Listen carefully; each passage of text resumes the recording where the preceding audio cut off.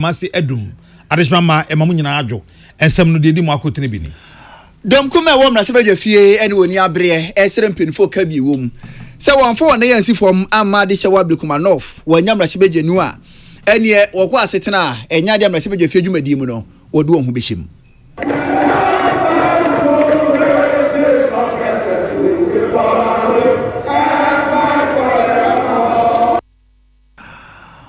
Ormanafo Muntaka Mubarak na mpinfa boni din se bibia koya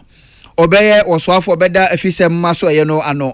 no opanyini wakasa de atudwa se nyame na dom ne ye gini tumu a wona akato na bro na ye beto aba impo ye to aba ne wieye wontie ye form e wo bambo nyuma ekwa huduo mu no saafo no ye beye won krata mu hwehwemu Ormanafo Jonjenapo na mpinfa boni din se entoto na no bibia koya ahonede aso ye no obeda no opanyini de atudwa se nya ade na so ye na sigina ye se ECG adwumakuo no obeton. We have not taken a decision to sell ECG. Ours is to ensure that we get the private sector involved. Wahene popra wada asogli state ano ye togbe afedi a otoso enan opanyini odi abasobo ena akoma President John Dramani Mahama se wodi anigye ahye Ghana for enfurumuma. I'm happy to see so many happy faces here, and that is also what we see across Accra and elsewhere. Endi samonyo ko ni mabuna wo ahafano southwest wonko kwa pai wotirem se wabra Ghana ye to aba ni wie ya ye kenkan no wondi hye bi afamu toye na wo sere mpenifo se mpenifo ma hwehwemu mapa engu apono so pepepe yonfa ne tuma pamfamfira wonne nam wonsa so na wondi hye ba kwa afamu to na nam wonse de no yemfa no emfa emra kwa so kaseboemu ye ni panyi bi a eba amanyosem a anasa mamumu a wa bi wo mu ye papa eba twetwe nkomo na efa say yesi wona December 7 ho no moba no ano yafo mu nyuma mu no enyuma eku ahodo a wondi mu yafa asafo no nyuma mu no wonfa asafo no nkrata amra wondi nso yede ato aban ketu angoma sonso no yafa nta akiri na eno no ekire sen ebedi ho nkomo anwumire yi ewo kasebo yi emu ensam no bi aka ho na yatrase yede ebremu osons chemist anwumire yi yenam nyina system de afide na to ase ne enkan mo se Woman a day Osons garlic capsules and afe Osons baby gripe water abedwaso. MTN, we there for you everywhere you go. High Sense Ghana say everyday prices for everyday people. Home appliances be a tono High Sense. Dolphin roofing system. Jensi adebo danso. Se ope de bechama wa yetoni nyina ewo Dolphin. Afe budget cash and carry. Woman a day blue jeans energy drink abedwaso. Eyepa Raoul's Pharmaceuticals or the High Lady Virgin Feminine Wash aba ACCMA ama baby awo we say complaints that we fear nyina complaints nyina beko amobia timi di weekend any holidays no fie a problem bia emma sanyu maku ada Roman out enka enanwumre yi agenka for out enka yeme na ya okese ena Sadat Mohammed ensam no eni edom kuma wo emrahye badwam ene wamo etwere wonse ewo aban so omasem nyina ne se Ablekuma North abato mpesu ase se hope na aka wamo ni emrahye badwani na nyese bia Ablekuma North fo anto abawu wamo to aba pepepe na se beye ne ebebo electoral commission ho ban na omatimi akenkan aban na kire nia odi nkunim no eno so a akwakwa ye bibi edu omo kan kire aban se aban dwene oman wehu na opese omo ye adwuma ne ye pa de a ene na saa nesese ye no se abanya nhwe ama Ablekuma North fo so enye omomra hye bedwani bra ya to aba na wie de a ene na de ebesi eno ti ebra emra hye bedwafo edom kuma no twere wonse edigu aban so saa no saa nsem nyina wantworo ewo business statement no emu enti said majority leader odmonyamfo mama ayarga edebetu dwa say business statement no saa nsem no na enim enti om say ede asam ena mo kan saa no me ba to yenti mu yi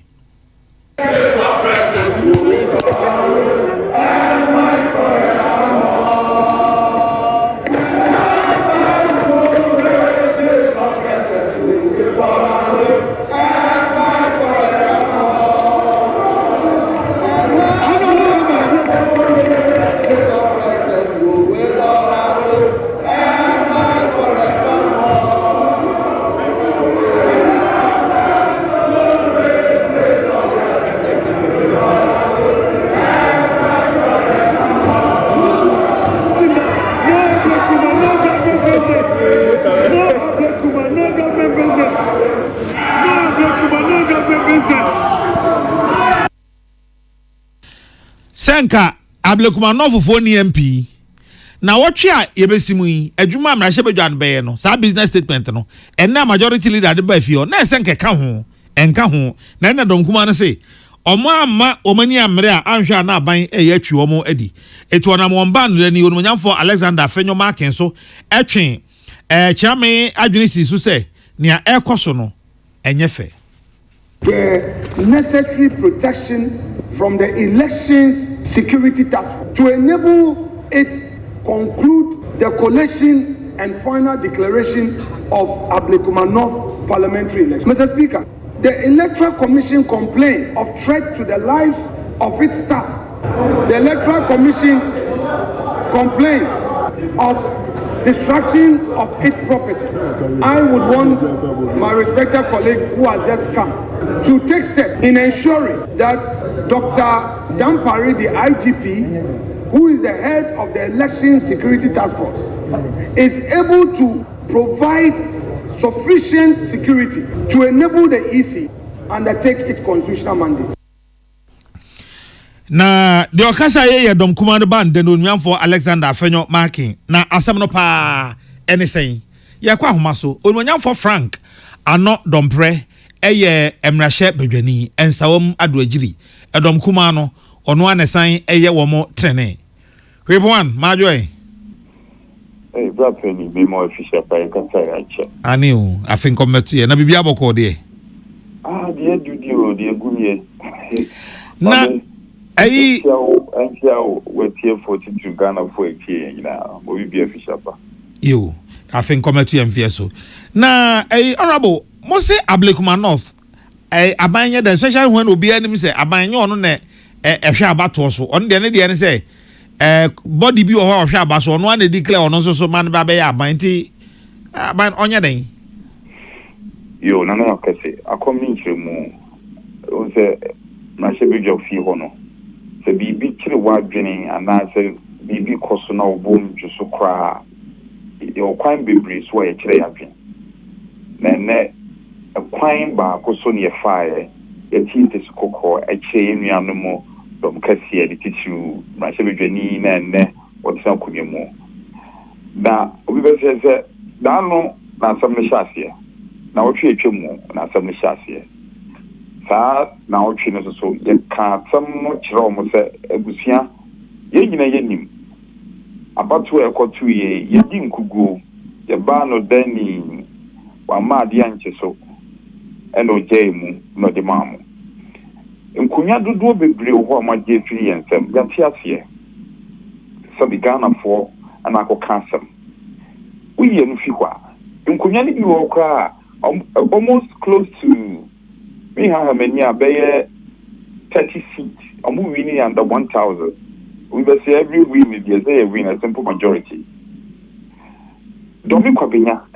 traditional seat usha seat anako kamu na no kamu bi ekoba se wona ye di ncho no ye jemu edi maomo abusia bibia danadi se Ablekuma North MPP yemi aba ekue fi yon we wini NDC foni nim mesumi nim EC foni nim akasa on be fa kwan paso na odi apotoka so magaze wa collate no mo declare ebinu mo twini we have many organizers the Ablekuma North from NDC for no say easy yes or quality at the end of no ma chance no de basa yeba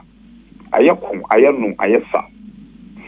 ama easy nan kasa dia mememfe actual statement e kan ababa kasa ebusia mi ko mubu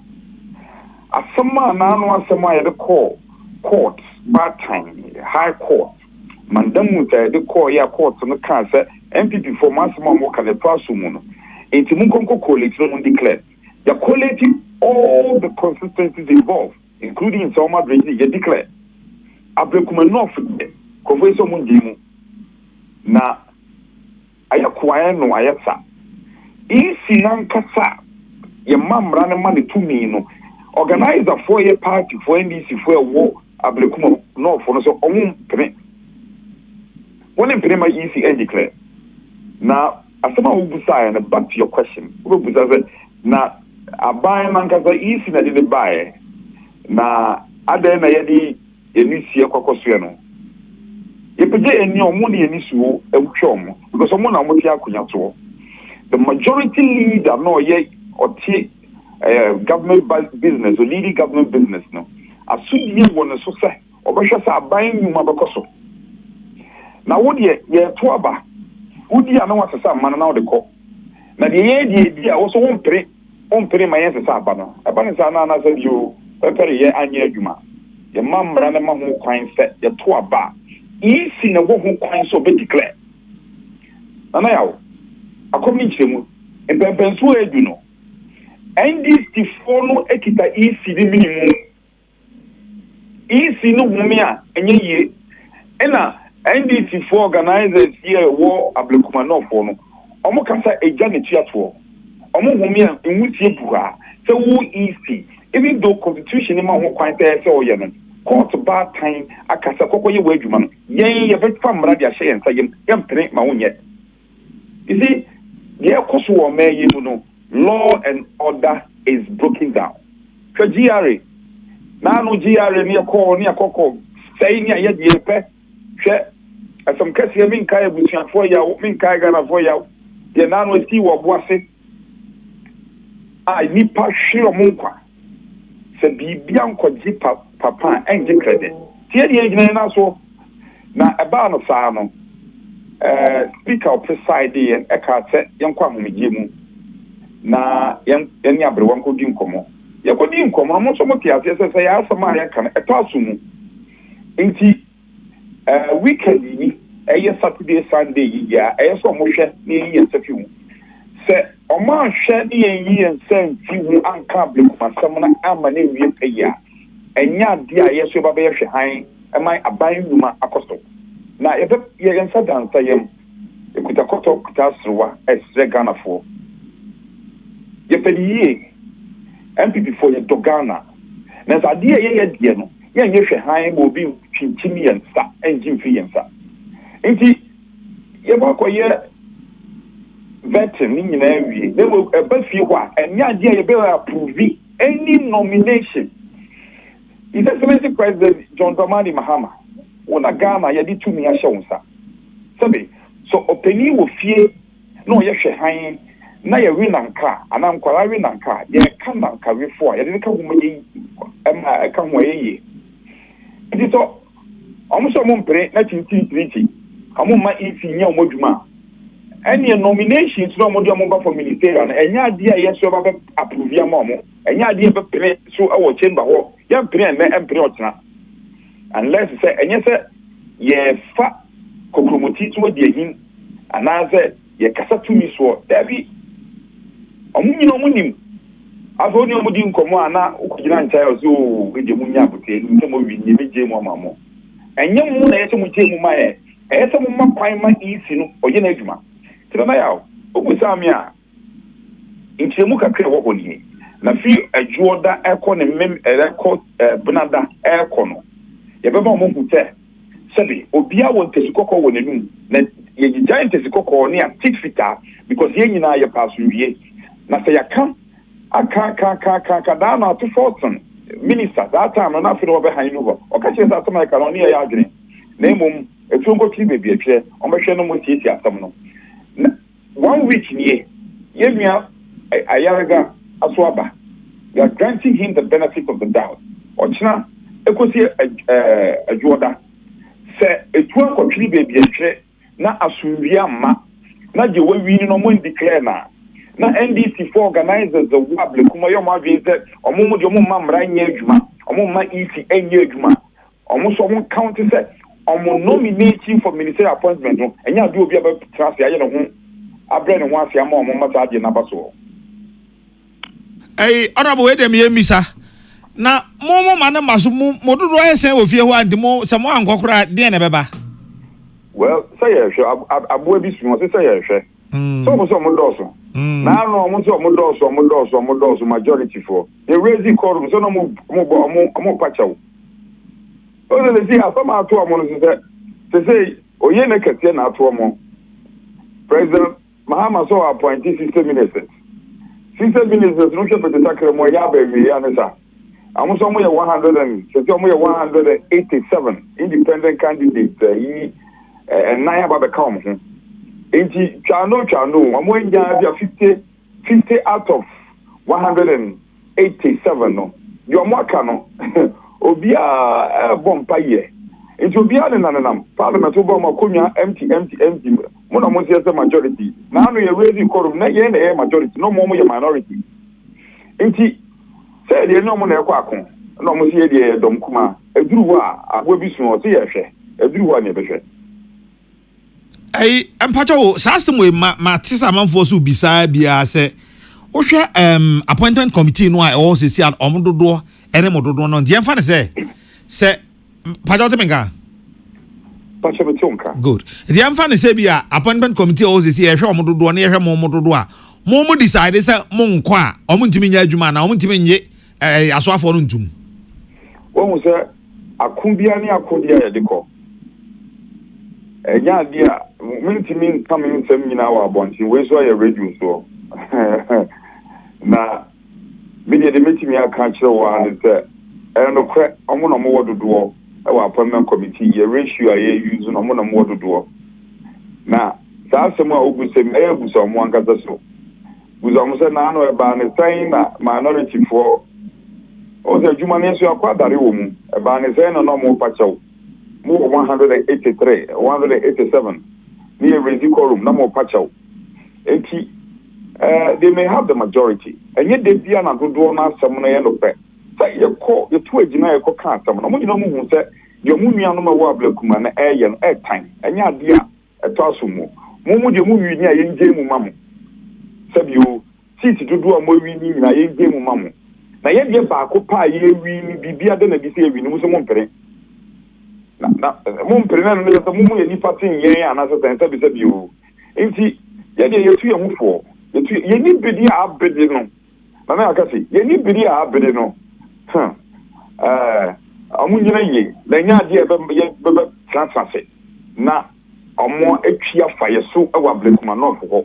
ba ko si na no aba e ko to ye nyema bebre ko to ye de ye mo hu kro ene na mo yetu ye hufo any a catcher majority leader, you're feeling any more catcher and say, Ura, you're very wood. Yen pesa, you because a yen pesa, a buyer you mabacoso. Name said, be bianco cat, papa, and get credit.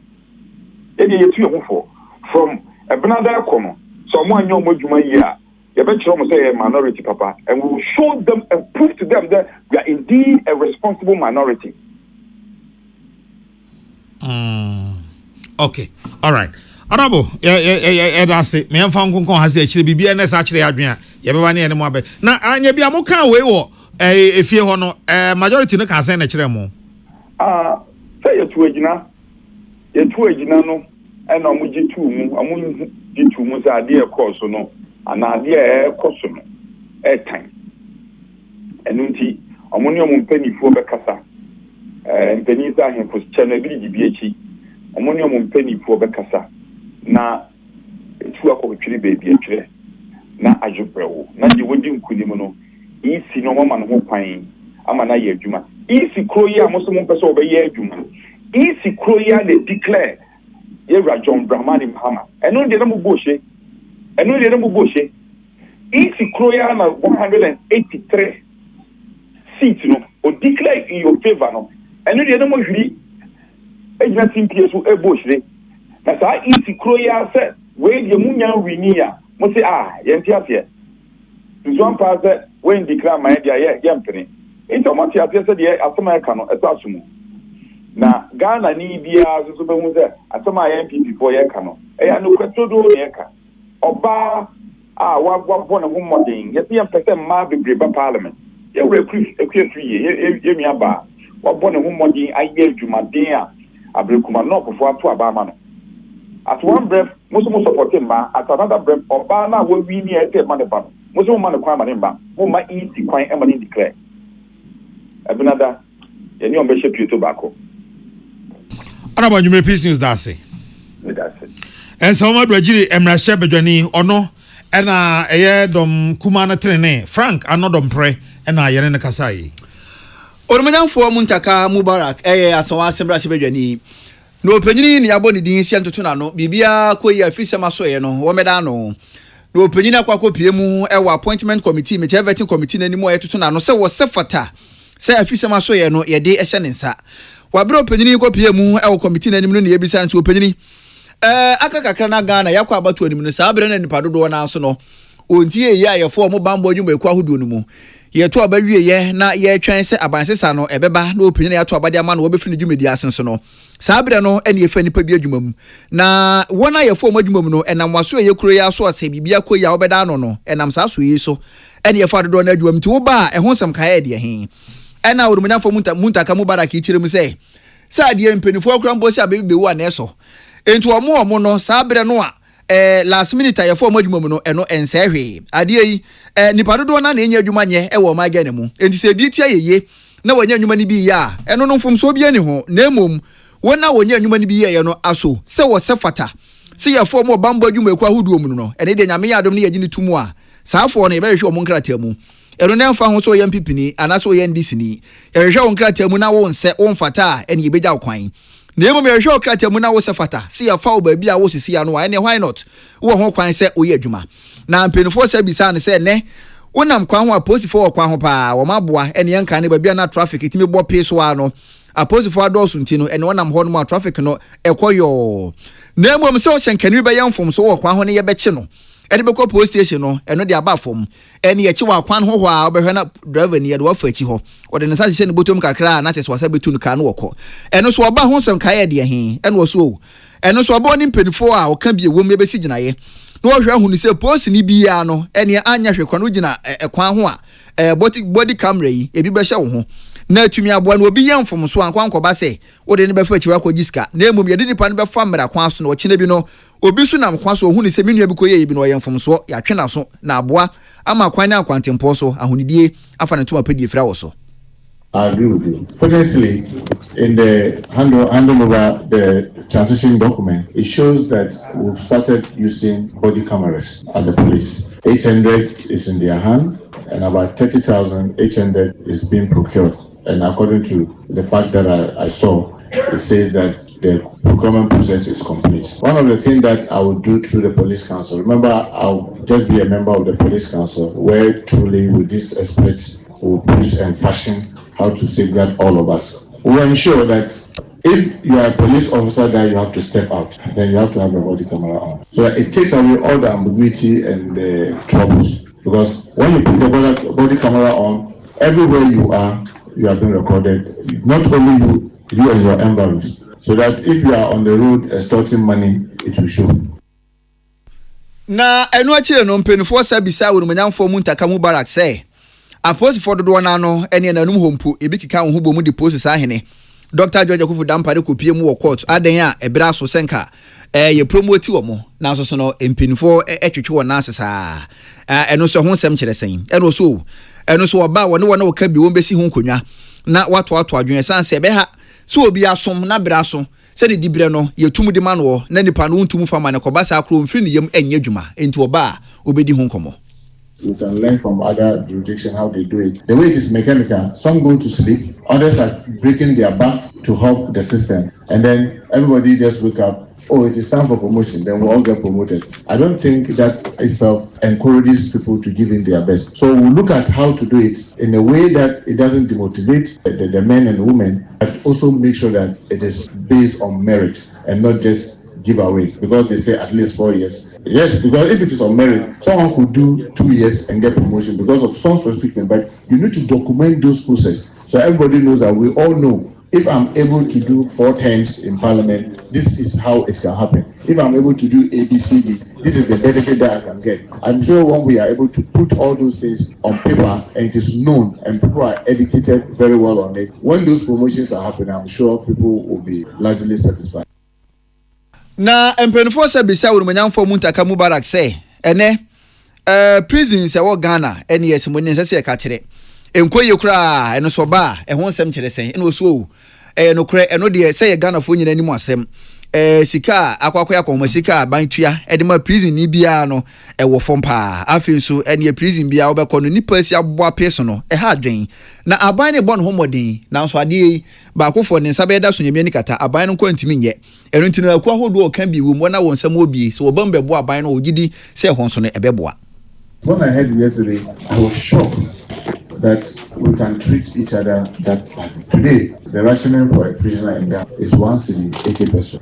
For the whole day, 1 cedi 80 pesos. And I doubt, with the greatest respect to these members of the committee and those listening to us, even the cats and dogs in our houses, how much food do we give them? That will put our own compatriots, because of one mistake or the other, in trying to correct them, we feed them with 1 cedi 80 pesos. And expect that they will not have communicable diseases, they will not have skin diseases, they will look healthy, they will come out reformed. No. We are rather putting them in an area where we are expecting them to come out more criminal than they went in. And that's why I was giving Mr. Chairman this committee the assurance that I will pay attention. Na ne kwakwa mu no mpenfo bisa wo munyamfo mu ntaka Mubarak se ne etuo ewo kromo papa owura fie bia mu a obi otuo ho amanfo ka mu amanfo ataso ene ese odi tuo ni nam kromo ani eno so oba ho hyehyeye ekire sen no so eno so oba mpenfo ne hyehyeye begu apono so ene etuo no ansa na obenya bie no ewo se wo krata edimu na wo kire bi no so obi kotutuo ba bia ye hu ne se we die kwabra ne tuo ene toye na atumi aboa ama etuo ne nam kromo basa no nipa bi amfa nkodi bone. That is computerized. With the touch of a button, I can know maybe those of us around this table who and who has been licensed to carry whether small arm or even larger arm. It will be the beginning to help in the national security strategy in terms of surveillance and knowing and tracking what people are using it for. As we speak, I want to believe that if, like you rightly said, you are projecting about 5 million, maybe if you go to the ministry, and I know you've worked at the national security ministry before, if you go there and you want to really put your fingers to who and who have really registered yes, even those who may have permits, it may shock you to know that you don't have the data that you can at a go look at. And I think that the starting point is that let us measure, because it is only when you measure that you can achieve. If we know who and who are truly holding it, then we'll be able to make our surveillance very effective. Oromanyamfo mu ntaka Mubarak openyini eya so asemra se badwani openyini kroya na yabo ne din se bibia koyi afisem maso ye womeda no en wodi sanse metu dwa wabere kopie mu e wo vetting committee no anim Emmanuel Akwale ene William Gentu ene de amane boyi ebesomo yen na nsan mu hoya na krata bi free abankesi mu ba ya mampeni ni chidom hene chief of staff Yera Julius Debra and Sasha Asia wo bo chire e de ama nnwuma ne nyina se ye to abade wie ye no nipa ye fa na ban nnwuma mu nyina trae bia mu nkonta na wonfa emre no na bra leta e ba beto abontra manfo se ade idie bofo hu bo mu na omo je sa list ne dia ye den sesen amanfo krasi o ya pam omo ano no sanse omo ayefa omo Ghana Revenue Authority mpokra de ya omo kofie se omo nkofie ansa ikire ye hwe nkrata no ikire ye be frɛ omo no the crowd ebi ko ti we no so omo kan sa na che se ne omo ba be yi woni ayefa omo di after 7 December no ye ba be yi sankofo ni nyina edi na atesem ene nsam keka eba ni se yi a amamu kwan so aban papa nhihye panso no ye he ne sen na ahoma na ntomti ye kwaba sarat Oromanyamfo John Jenapo ena mpenfo aboni din se bibia koyi a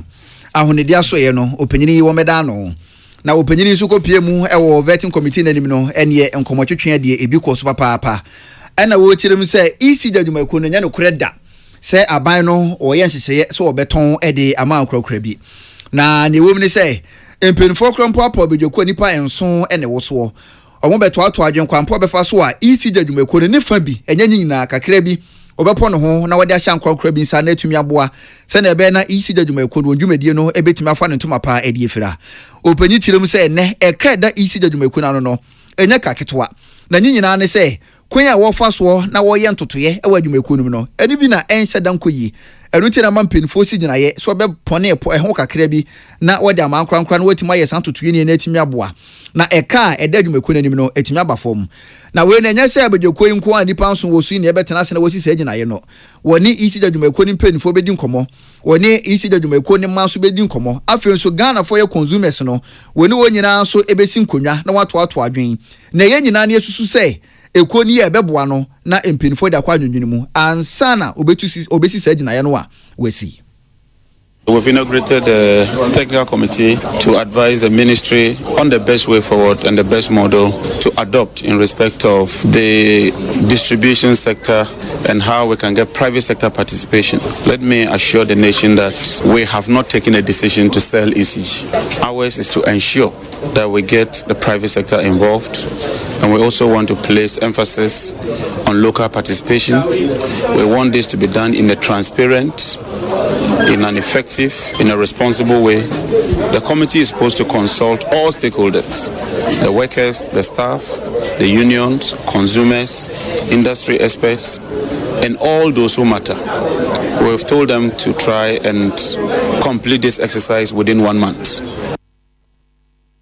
Na enu achire no orumunyamfo John Jenapo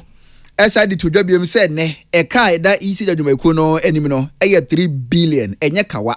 na osusu se wo ma akronkra kwan na obamu obetimi aboa makai wotimi ahwe na weye die firi hono mu a ebebo isi dwumako no ndwumadie. And let me assure and re-emphasize that this exercise is not just about ECG. It covers the entire distribution sector, including NETCO. And we want a very competitive, transparent process so that we can turn the sector around.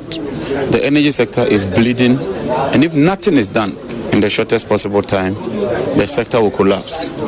The debt burden is over 3 billion. The inefficiency is beyond imagination. Even as we keep the lights on, I want to inform Ghanaians that it's taking a lot of effort and a lot of resources to keep the lights on. The electricity sector that we inherited is very, very fragile, and we are determined that in the foreseeable future, we shall anchor the sector and make it more sustainable.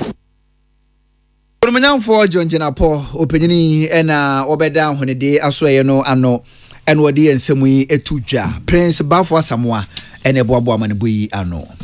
Agbogbomosia onwa no ye Asogli State himpopro na penia odano wabo mampeni John Dramani Mahama Abaso se na anu aba yeto ye wodi nkunimu a etisa na ebra wone domo a ehia ye ewo Jubilee Park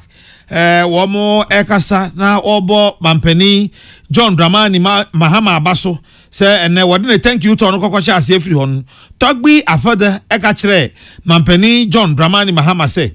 sa enkunimu a wodi chenchereche sa no e de ani gi a enye ketwa ene bre Ghana fo. And the fact that the whole nation has been in joyous mood has been evident from the very day your victory was confirmed. And we are particularly proud because of the special relationship between you and our region. I'm happy to see so many happy faces here. And that is also what we see across Accra and elsewhere. Happiness is the desire of every Ghanaian and indeed every human being. And that is actually the essence of living. Togbi afada to aso ka kire mampani John Dramani Mahama say anije no a ahye Ghana fo afurumu no o man ntena ho onye mpuntunwuma wo ma omunya adwuma nye yakwan asese ye onye ni nyina no ma Ghana nye tisa bruchire no. For our young compatriots who are in school, their happiness to derive from attending classes in beautiful classrooms and under beautiful conditions. For adults among us, the joy derives from having well-paying, stable jobs that allow them to afford the basic necessities of life. And for our pensioners, joy comes from having secure pensions that allow them to live comfortably for the rest of their lives. But the joy for all of us, the happiness that we want, extends beyond just basic survival. We need good roads, and we need everything that will make life comfortable. Wan fanso ha o se aban na atwa mu no na keta se sha dokoro wo mo se bibi no aban na atwa mu na aporokora o dwirim pa na keta se de wo mo fa no kwa. As I said, we've been making progress until recently, until we came under a brand of democracy that was defined as property-owning democracy, a type of democracy that seems to thrive on disrespect for the truth and for the rule of law, lawlessness and impunity, injustice and inequality. Justice no longer has been available to all. Of course, we know it's always been a very lucrative business in the hands of a lucrative profession, but we know that recently our justice system has become bastardized to facilitate the interests of a few. That has allowed corruption to flourish in our country. We all are aware of the PDS scandal, a cathedral hole that has cost the nation $58 million, the American scandal. Na ne kwakwa mu na togbi afada ka che mampani John Dramani Mahama say se obaaye no enche ne tokra nyanka kunwa no so ba no togbi afada de wotrase na so wohwe say yetimi ye ne ye man ye say na wotwe mienu pe mampani John Dramani Mahama betra kunwa so aso obi mfie nwotwe. Oral was great news for all of us. It's bad enough to suffer, but it's worse to know that you are suffering because a few people think they deserve all that the state has to offer and get themselves involved in a desperate scramble for our limited resources and our property-owning democracy. We support all your intentions, all your plans to retrieve everything that was lost, funds that were stolen, lands that were stolen, buildings, and etc. Your Excellency, you have our fullest support. Agbogbomosia onwa na Sogli State nananum atrankonya sase waya himpopro a woda ano togbi afada ena wakasa hi togbi afada wotoso edu enai salamat kuku apentel ena dia mani ebreye December bosma about my Ghana ekopie mu ewo animu yi nipa dodo na na ofa mu a oto nanom ewo ensiedo na okopie mu ewa hafano southwest a nso na enyasem foforo okra ba ko famu toye dodo na so na ofa mu oto nanom ewo ensiedo na krachi ofa mu toye dia yensa kan ene wura Dominic Nimo wonya mfinhia no aduasam yensa 33 years na mpinfo ya mambre ne amane akrachi ye di eja no kwan ne no ene nam so ndi samanyuku ni ma ewo ahafano southwest wakeka won ho abomo sere mpinfo ka bie wom sene enam so nti a won de hye Dominic Nimo wafo mato na anam won sede no obesere mpinfo so won fa ehwehwemu mapa engu apono so sene be na won enam won sa so na nipa dodo na piraye na krachi wafo mu ato no won twe won aso. Yenim say we John Dramani Mahama I instructed IGP say ewo a call so 2020 any 2024 election oye hwehwemu emfa ma no aye de ne emrante akasa so bi antame chuku aye ntwen nhwehemu no na epie ma aye den e de aba but ne share abufo ni say nansen enam radio stations any TV stations twa kontompo say Dominic Nimo any 2IC na Dominic Nimo any party member no krebi anya den enim say wanjai san kontompo na onam twa na ye catch commander say Alpha no Southwest asundue emma because ya mayem rantie no say omunya abotre basa nipa yi esa nam ena otwa nkontompo ehye yem rantie na bufuo ye wogidie e wo IGP mu ye wogidie e wo emampen ni John Dramani Mahama mu say nhwemu no ombe ni yie ama obibia ni nsawom e wo abrantie wuo yi ene ennan na aka na ya bo mutuo no obe nhwemu ama emra no mayeden adi Sadik Abubakar ne gina emabuni ya mu ekasaye na nekasa akire no titina ni de ma ND Samonyuku no ahafano southwest eye ura Eric Dapa ono so kasa bi de America champion fo nyina ne se sabi anamo omuguso omutuo ede fa court nsensemo ene yenuanom a etitafo ahafano south titru mankraso ne dehia wawuo no na busuafo nyina no e ma obi bia ya akọ ne ase emrante ne se de atu anamo wenum se nkunimde be ye ne madea nti obia amla form no munya ntoboase ne follow court cases no kakra mo twa to an say ye pese ye ma justice aye adwuma afano southwest ya na dede ntokwa kro no mpeso mbo nyina empuntuo na ose ye de ye hwehwe na empuntuo ba district nim eno ho na afano southwest ndc amanyoko ye wa ye nyina ye hwehwe Ora Eric Dapa eye titina ni de ma NDC amanyoko na afano southwest eno de ensemu etudwa otobro sie kwadwobo adu na manebo enie na Ghana ewo ekuhudro ya ebi anwuma amamfo ye no makeka ho abom no matiko ye obibi te say ensanjofo nkabom ko Ghana Journalists Association ye wa doctor for de ye lawyer for de wonum so a ewo osom anwuma no hotel for no omo so kan ho bom eye Ghana Hotels Association wontitani ene Dr. Edward Akanyamke Junior na waka kire so afo awehwe nstrahwe adwuma so nstrahwe adwiniye enwuma so onmonyamfo ablaji fagomashi say Osteno a say, Omu no mu wasum nyumanum dada, nti oba na wo hihye ne niema onhwe ena ne wre emfi wo mo. Na owura Edward Aka Nyamke Junior ehre say, wo hwe niema ekoso wo sum nyumanum, ene say na omu no si ho kire wo mo no a. Ya na ema adwuma ne nyini. Na bo say ka ban so o masene ama niema ne bi ho anko agumu ama wo mo a, nke beboa ma osum nyuma na timi anyini pa na soma hoho a ebeba Ghana ase yi nyina se san review na Akan se omo and steady ni yi no omo ehun se ye review no kwan wesu na beboa industry na se ye review kwan wesu na beboa ya na on shomo ko ye review bia emboa ya na se no be create more problems amaye internet pese omo sini na omo ni industry and discuss omo ni ye and discuss ni ye wo documented that ho a eche ejuma ya afasa ko recommendations no intenye se review bia but reviewer it's enye tax kwampo na issue no so ko review tax ke no share the bigger picture na on solve problem bia that set taxes no person more review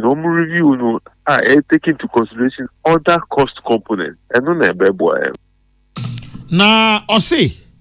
wo mo hotel for nkabom ko do mo giri ye pa se odimonyamfo jifa abla gomashi obetimi aye adwuma na ye ne finchem nti onfa nim de emra onfa me adwuma new minister wabe the home say be here pa say taxes issues no okay but on kasa jitu mu say idea ye complain de bia no yen so na ye adwuma na ye ti adwuma na say nti say omo propose say omba be ye ni tax review omo ni entrance in fact not just hotels but operators for all guys for car renters for restaurant operators for omunina entrance na yen state tax system ni because tourism no ebeboa country pa na yen trading taxes no koya dia hardware and boy together with the finance ministry and the tax organizations na yen hu ekwan ya faswa tax be level ebe ma ejuma no akosu Penny Okase friend Dr. Edward Akanyamke Junior ono any titania wada Ghana Hotels Association anything teams amani emai Penny Okasa edema odum jadwuma ikuo divisional officer DO2 owura Desmond Aka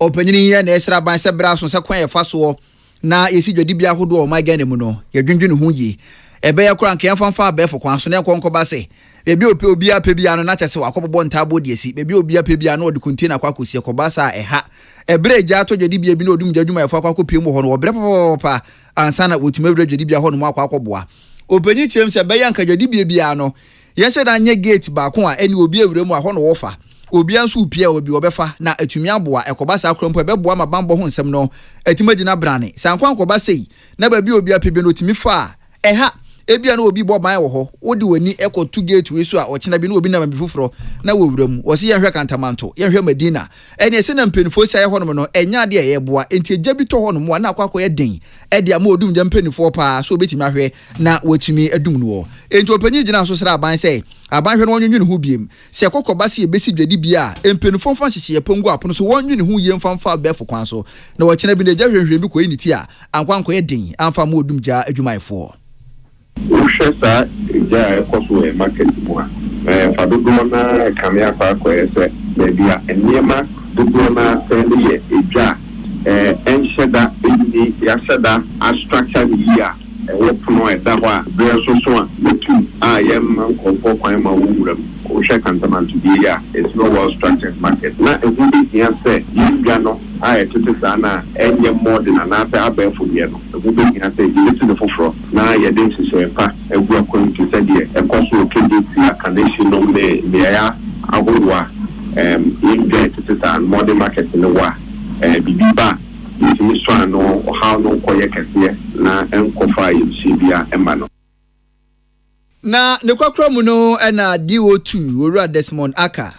One side there to Jabi say be anka wona we electricians a woni tumi krata no mpinfo hwe na wonsi won ho kwan saafo no so odija hyehyɛ bo pa enie ahoma bi a na kyese odi amanfo adwuma obehwe na akwakofa gya hyehyɛ aba one contracting one Emma will hear electrical installations and now wiring will be down one shed now one pet one quadrat were juvenile Yamaw abodi kata and one of Juventus media system which we are now and from Yamba. Now you shut your modern market solution the fire wardens are Yashada amount is the training one so no then said that and wow now you also will be say upon every general stores are they were teacher one Yamadi to Juma Nafi overheating Yabana and also Yabano. The bylaws of the various marketplaces, you know. Then find Juma, the Kanye double one, Yamon cat, the Empo, the two store for a certain number of days. Yet two. Ora Desmond Aka, opening in a casa at the Mawudum Jajuma Kono, a divisional officer 2, DO2, Nene, and Echeguye, George say, and a Damanipui, Ebesumoye. Bambo nimdifo bi abomampani John Dramani Mahama abaso se wakosi bambo atena exrunku bi ewo boku sene ebeya ebeboa ama onmatimi aboban kasi wakosi bambo aso ya ene se wode bambo fo sonunku bi akọ abosisi ama wo mu a onom te ase se beya onom betimi aye adwuma yie na ama asomdwe aba ewo boku na sa nimdifo ene Franklin Leonards na osi ade amampani John Dramani Mahama aye no esepa fatasi ebo na baso sense boku wo se ya na ehonyo na emu me mfanso ho a bibi ti se CCTV camera sei yemfa bi so nko boku bebre pomu ho ni nyina ebeboa se be ya ye be hunu nipa oye basabasa e wo pomu ha brebia. I think say ASM Papa and more on my penny no me personally be born abaso. Into America say as of 2005 now we share UK crime about 90% to 95% of crime no and that was caused in UK no was resolved through CCTV and cyber security. And say on my penny to combining cyber security section to the other agencies now I think say it's in the right direction because and yes be among who you see social media more to attract youth into violence, to entice youth into a Nema and seven factor. And I think bringing the cyber security in to deal with this Boku issue, and not only the Boku issue, it's also one avenue say on Manteni Obitimia creating more employment among the youth. Na one fans ho Franklin Leonard say wo hwe amanyofo nananom masankonya esum nnwuma ene ade aya na omde omho ewurawura amanyosemu no so a ya na no so enye omunyai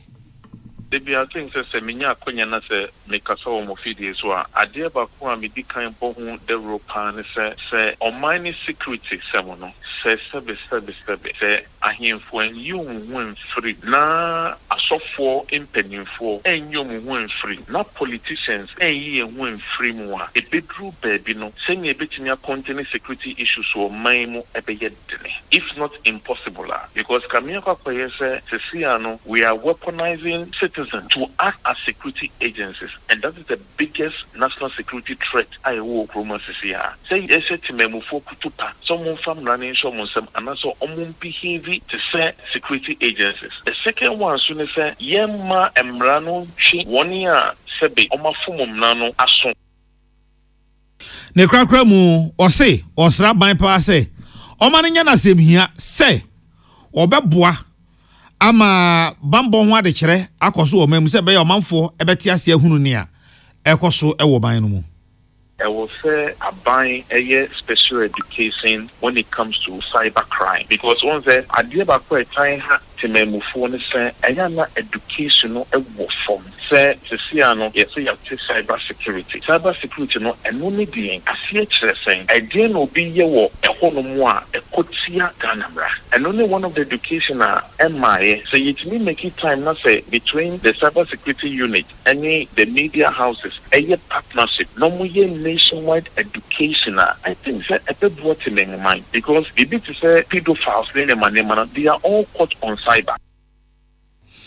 Abdullahi Dasmani anything teams hamani ebre no ene yegina so ahome kasebo iso na yaje aboafo enkrato Yababa says here, National Society boy utie o peace 104.3. Yebo.